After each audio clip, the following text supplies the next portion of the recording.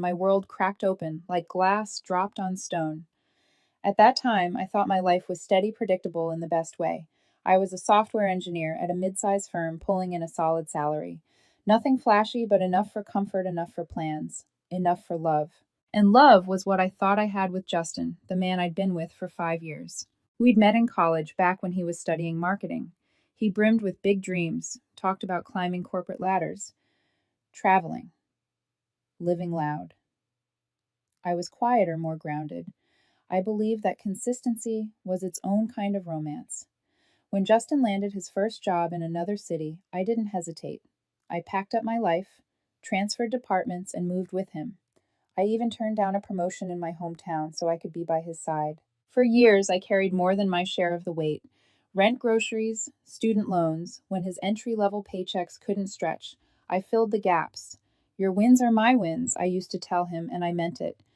That was the rhythm of us. I built the foundation, and he promised the future. But cracks don't announce themselves with explosions. They whisper. Justin grew fascinated with social media, the kind of content filled with alpha male gurus and women promising magnetic, irresistible feminine energy. At first, it was harmless, scrolling something I teased him about when I caught him watching self-help reels. But it shifted. Soon, I became the target of comparison. He'd laugh about women online who knew how to light up a room, then glance at me as if I'd failed some secret test. At parties, he'd make remarks like how his coworker had this natural spark that I should take notes from. I brushed it off at first. Everyone vents, everyone jokes, but the sting lingered. Because behind his words was a message I wasn't enough. By the time my 30th birthday arrived, I thought we were climbing back to something normal. He insisted on making the night special, cooked my favorite meal, lit candles, poured wine. I walked in tired from work, but hopeful, smiling at the sight of our little apartment glowing with warmth. We laughed through dinner, shared stories, clinked glasses. For a moment, it felt like the love I remembered.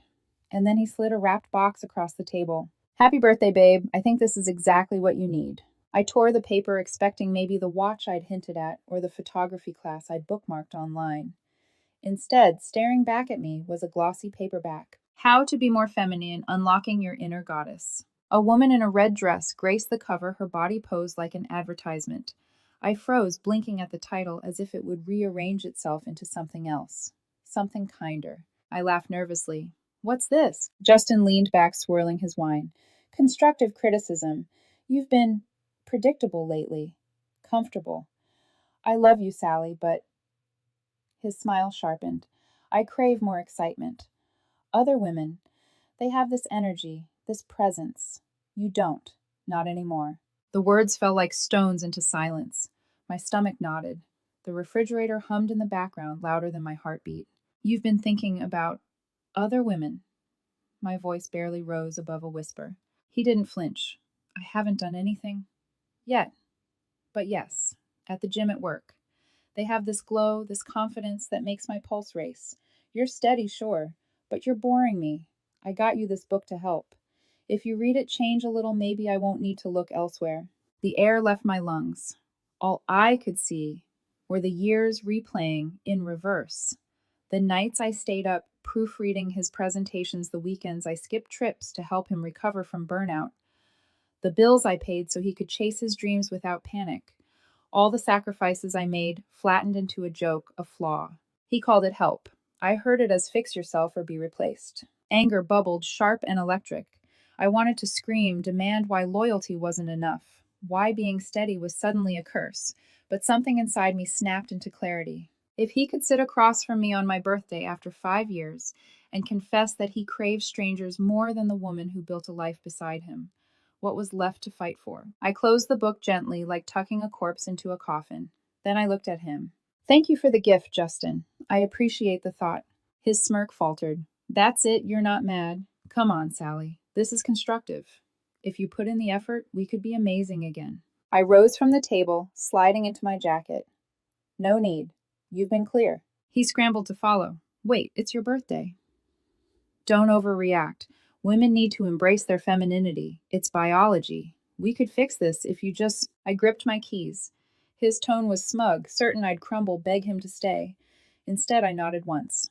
Got it. Enjoy your night. I walked out, No door slams, no dramatic tears, just silence, my heels clicking against the hallway floor.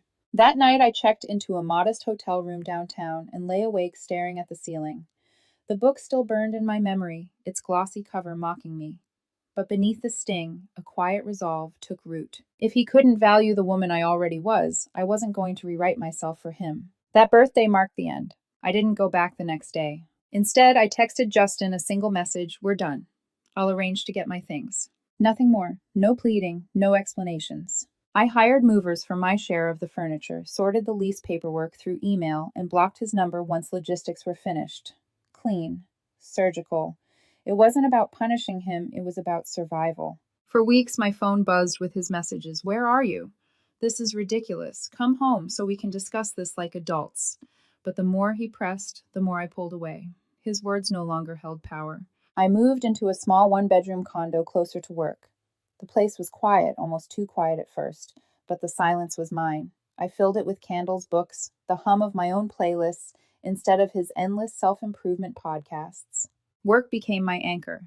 The promotion I'd once turned down was still on the table. Longer hours, more responsibility, but also recognition. This time I said yes. For the first time in years, I wasn't trimming myself down to fit Justin's dreams. But even with progress, the nights could be cruel. I'd sit alone replaying his words, predictable, boring, craving other women. Each phrase clawed at me. Why was loyalty a flaw? Why was stability mocked? I started journaling, pouring the venom out of my chest and onto paper. In those messy pages, I saw something I hadn't noticed before. Justin's obsession with excitement wasn't about me being inadequate. It was about his own emptiness. Therapy helped too. A few sessions reminded me of what I'd ignored for years, how I'd silenced my own needs to keep him comfortable, how often I'd mistaken sacrifice for love. Slowly, I built myself back up. I joined a fitness class, not because Justin ever pushed me to, but because movement cleared my mind. I joined a weekend hiking group, letting the rhythm of my boots on the trail ground me. I even picked up photography, capturing still frames of the world that felt more stable than my past. The more I poured into myself, the more the sting faded. It wasn't an overnight transformation. There were nights I wept, nights I wanted to scream, nights when loneliness echoed louder than any therapy mantra. But each morning, I woke up in a space that was mine, and that reminder stitched me together again. Meanwhile, whispers about Justin drifted into my orbit through mutual friends. Apparently, he was diving headfirst into the alpha paradise he'd fantasized about. First, a glamorous woman from his gym tattoos, selfies, captions about wild nights, Justin paraded her around like a trophy, bragging to old friends about how electric it was. But the thrill fizzled. She ghosted him after 2 months, trading him for someone richer, leaving him exactly where he'd left me, discarded and confused. The irony was almost too sharp. Then came another, an entrepreneur type with a flashy smile and louder ambitions. She moved in with him quickly, the way fast-burning fires do. Friends told me Justin posted photos with her, tagging them with phrases like "leveled up" and "finally found my match." I didn't stalk. I didn't care enough to. But sometimes in the quiet of the night, I wondered if he'd finally found what he was chasing. Yet something in me knew what he craved was hollow. And hollowness has a way of caving in on itself. As I sat one evening in my condo, a cup of tea warming my palms, I realized something simple but monumental. Justin's opinion no longer defined me. I wasn't boring. I wasn't replaceable. I was rebuilding a life on my terms. And deep down, a voice whispered, "He'll learn that too, one way or another." News about Justin came to me in fragments. A mutual friend dropping his name mid-conversation, a photo glimpsed accidentally while scrolling, a whisper carried on the wind of a small social circle. I never sought it out. But sometimes the universe insists on letting you know how karma is unfolding. The first whisper was about a woman from his gym, stunning with a body sculpted for selfies and an audience that adored her. She fit perfectly into the narrative he'd been chasing: loud, glamorous, everything magnetic. Friends told me Justin was intoxicated, bragging about her nonstop. He called her electric. He said she made him feel alive in ways I never did. I remember sitting at my kitchen counter, stirring my tea, letting those words echo. Electric. Alive. I wondered if electricity burns when it fades. And it did. Within 2 months, she was gone. Ghosted him completely. Turned out her side hustle was finding richer, flashier men to bankroll her lifestyle. Justin was just a stepping stone and accessory. When someone with deeper pockets arrived, she vanished without a goodbye. Friends told me he tried to act unfazed online, posting motivational quotes about growth and new chapters. But privately, he ranted about how women were shallow, ungrateful. The irony wasn't lost on me. Then came the entrepreneur. Her name floated around enough that I remember it even now, Samantha. She had the energy Justin worshipped, charismatic, stylish, always the center of attention. Within weeks, she'd moved into his apartment. Their social media feeds turned into a highlight reel of power. Couple nonsense, matching outfits, captions like, boss energy only, and when two alphas unite. I didn't laugh. Not really. But part of me wondered how long two people obsessed with dominance could coexist before tearing each other apart. It didn't take long to find out. Behind the glossy posts, Samantha was controlling. Friends whispered about fights, her dictating what Justin wore, mocking his career, belittling him in public. He swallowed it at first, desperate to keep the facade alive. But the cracks grew. And then the controlling turned into cruelty. The shouting matches were legendary. One night, neighbors heard furniture slam against walls.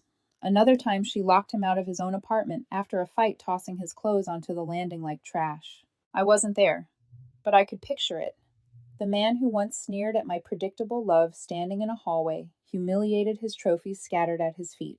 By the 6-month mark, Samantha had drained his savings chasing her luxury fantasies, vacations, designer bags, networking events he couldn't afford. And when his credit cards maxed out, she left just like the one before her. Discarded again, this time with debt as a parting gift. Meanwhile, I was quietly thriving. Work was demanding but rewarding. I was leading a team, traveling for projects.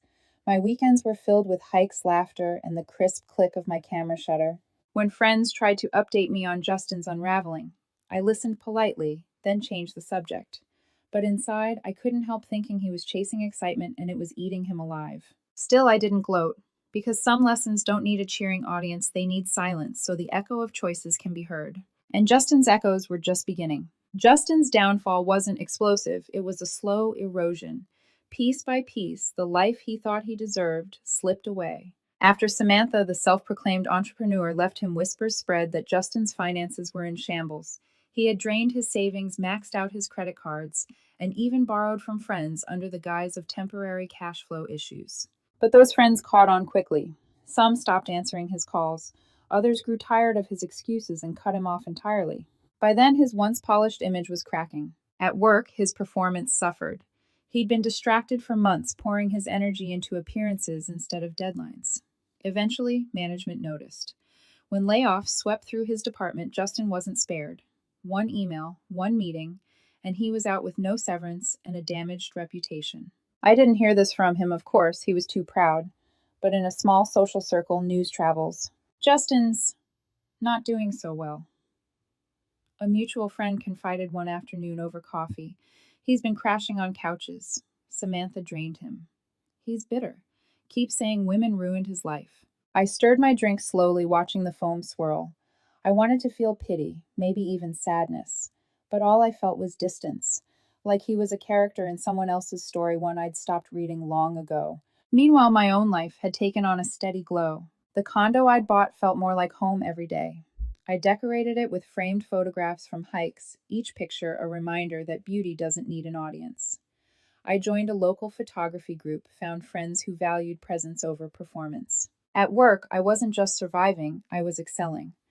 The promotion I once sacrificed for Justin became a platform for growth. My team respected me, and for the first time in years, I respected myself. The contrast between us was stark. He was losing everything. I was building anew. And still Karma whispered. One evening, scrolling through messages, I saw a text from another mutual friend. Sorry to say this, but Justin's been bad-mouthing you. Calls you cold. Says you abandoned him when he needed you most. I set the phone down, exhaling slowly. The irony was almost laughable. He had discarded me on my birthday, reduced me to a project that needed fixing, and now he painted himself as the victim. But I didn't respond. I didn't defend myself. I had learned by then that truth doesn't need shouting, it reveals itself in time. And it did. The same friends who once believed his version began to see through the cracks. They saw the pattern, the women he chose, the arrogance, the self-destruction. One by one, they distanced themselves from him. Some even apologized to me. We didn't know the half of it, Sally one admitted quietly. He made it sound like you were holding him back. But looking at him now, it's obvious. You were the only one holding him together. Their words should have felt like vindication. Instead, they felt like closure, a reminder that the past didn't need me anymore. Justin was unraveling. I was healing. And deep down, I knew this was only the beginning of his reckoning. It started 14 months after I walked out. A text from an unfamiliar number. Hey, Sally, it's Justin. Been thinking about us a lot. That birthday thing was stupid. I was in a weird place. Miss our talks. Coffee sometime. I stared at the screen, pulse steady. The woman I used to be, the one who bent over backwards to keep him happy, might have replied. But that version of me was gone. I deleted the message without hesitation. But Justin was never one to accept silence. A week later, another text arrived. Come on, don't be like this. We had good times. I know I hurt you, but people change. Let's catch up. Still, I said nothing. Then came the voicemails, his voice low and oddly soft. Sally, pick up. I saw on LinkedIn you got promoted. Congrats. I'm proud of you. Things have been rough here, but talking to you always grounded me. Call back. I listened to one, just one, then blocked the number. But Justin had a talent for persistence, and persistence turned to desperation. He found new numbers, new apps slipping past every block. Texts poured in, apologies, pleas, nostalgic memories twisted into bait. When that didn't work, he escalated. One morning, I walked into my favorite coffee shop, the one I'd been frequenting for years. Cup in hand, I turned to find him sliding into the seat across from me. Sally, he said, breathless, as though fate had orchestrated our meeting. Wow, you look good. Been working out? I set my cup down slowly, refusing to flinch. Justin, what do you want? He fidgeted with the napkin in front of him, all false humility. I messed up. Big time. Those women, they weren't what I thought. One ghosted me, another tore me apart, and I realized what I had with you was real, stable. I took it for granted. Can we try again? I've changed. His words dripped with selective memory. The same man who once mocked my stability, now begging for it. I leaned back, voice calm but firm. Sounds tough, but I'm not interested. He blinked as though I'd spoken in another language. What? No, come on, don't be like this. I know I said awful things, but it was the pressure, the influencers, the noise. I was stupid. But we can start over. Dinner. Just one dinner. No. That single syllable cracked something in him. He sat there stunned as I stood leaving him with nothing but the echo of my refusal. But Justin wasn't done. Soon after, his sister reached out. Sally, you need to talk to him. He's a wreck because of you. If you'd been more feminine, more receptive. None of this would have happened. Don't you think you owe him forgiveness? I hung up mid-sentence. The entitlement ran in the family, it seemed. Then mutual friends messaged. Sally, he's begging me to reach out. Says he needs closure. His mom's worried he's not eating. The manipulation grew obvious. He cycled through tones like costumes, apologetic, nostalgic, desperate, furious. One text would plead, Please, I need help, I'm drowning. The next would lash out, Fine, be a coward. You'll regret this when I'm back on top. But I didn't bend. Every message, every call, every attempt only reminded me why I left. He wasn't seeking reconciliation. He was seeking rescue, someone to patch his life back together again. And I had finally learned I wasn't his lifeline, I was my own. 2 years after that birthday, I almost forgot Justin existed. By then, my life felt whole. I had a small but steady circle of friends, weekends filled with hikes and photography trips, and a quiet joy in my own independence. And then there was Bernard, a man I'd met on one of those hikes. He was kind, grounded, with a warmth that never felt like performance. We weren't rushing to label things, but what we shared was real. No games, no roles to play. So when a mutual friend invited me to his wedding, I RSVP'd yes, without hesitation. It never crossed my mind that Justin might be there. The venue glowed with soft light, strings of fairy bulbs weaving across the ceiling. Laughter filled the air. Glasses clinked, music played. I walked in with Bernard, his hand light at my back, and for the first time in a long time, I felt proud of who stood beside me. And then across the room I saw him. Justin, alone. His suit, ill-fitting shoulders slouched. The vibrant shine he once flaunted was gone, replaced by tired eyes and a forced smile that didn't reach his face. He spotted me instantly. His gaze lingered not on me, but on Bernard. The envy was sharp enough to cut through the crowd. I tried to ignore it to enjoy the evening, but it didn't last. During cocktail hour, as Bernard chatted with a group of friends, Justin appeared at my side. Sally. His voice was hoarse, like he hadn't used it in days. Can we talk just 5 minutes, please? I sighed, setting my glass down. Make it quick. We stepped into a quiet hallway, the muffled sound of laughter fading behind the doors. He turned to me, desperation etched across his face. Look, I know I don't deserve another chance, but I've hit rock bottom. Those women, they destroyed me, used me, left me with nothing. And I realized what I had with you was everything. Real, stable, safe. I see that now. Please, Sally, I've changed. We can try again. His words spilled out like a dam breaking, but every sentence was about him, his pain, his loss, his emptiness. Not once did he mention the way he'd gutted me on my birthday. Not once did he acknowledge the years I carried him. I studied him silent, letting his desperation hang in the air. Finally, I spoke. Justin, do you remember what you said that night? That you were craving other women, that I wasn't enough, that I needed to fix myself just to keep you interested. He flinched. I was wrong. I was stupid, influenced. Please, no. My voice was steady, colder than I expected. You told me I needed to be more feminine to stop your cravings. Well, I did read between the lines of that book you gave me, and you know what I found? He swallowed what? That true power isn't about twisting yourself into someone else's mold. It's about knowing your worth and walking away from anything that doesn't honor it. That's what I did. I walked away from you. His mouth opened and closed like he wanted to argue, but no words came out. I leaned in, my voice low. You outgrew boring me, remember? Well, I outgrew the man who thought loyalty was weakness. I'm not here to save you, Justin. Not anymore. At that, Bernard appeared at the end of the hall, catching my eye with a gentle smile. I stepped past Justin without another glance, sliding my hand into Bernard's. Behind me, I could feel Justin's gaze, heavy, burning, desperate. But for once, it didn't weigh me down, because the power had shifted. I was no longer the woman holding him together. I was the woman who had let go. That night at the wedding, as I danced with Bernard beneath strings of glowing lights, I felt something I hadn't in years, peace. Justin was there, lingering at the edges of the room, but he no longer occupied space in my heart. Watching him fade into the background, I realized the hold he once had over me was gone, completely gone.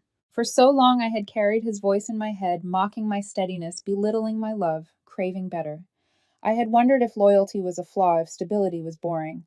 But the truth revealed itself slow and patient. The only person who ever found me lacking was him. Everyone else, the friends who saw me thrive, the co-workers who respected me, the man who now held my hand, saw my worth clearly. And finally, so did I. Justin's downfall had been long and cruel, but it wasn't mine to celebrate. Karma isn't fireworks, it's erosion. One small crack after another until the whole facade collapses. He had built his life on appearances, on cravings, on the illusion that excitement mattered more than substance. And in the end, that illusion devoured him. Me, I rebuilt on steadier ground. In the months after the wedding, Bernard and I grew closer. He didn't demand I change, didn't compare me to strangers, didn't measure me against impossible standards. With him, I wasn't a project. I wasn't predictable. I was just Sally flawed, loyal, steady, and alive in ways that didn't need performance. And that was enough, more than enough. Sometimes when I'm hiking with my camera slung over my shoulder, I catch myself thinking back to that birthday gift, that ridiculous glossy book. Once it cut me open. Now it makes me laugh. Because in a strange way, Justin gave me more than an insult that night. He gave me a doorway. A way out of a life where I was undervalued. I walked through it, and I never looked back. So here's what I know now, standing on the other side of it all. Walking away doesn't mean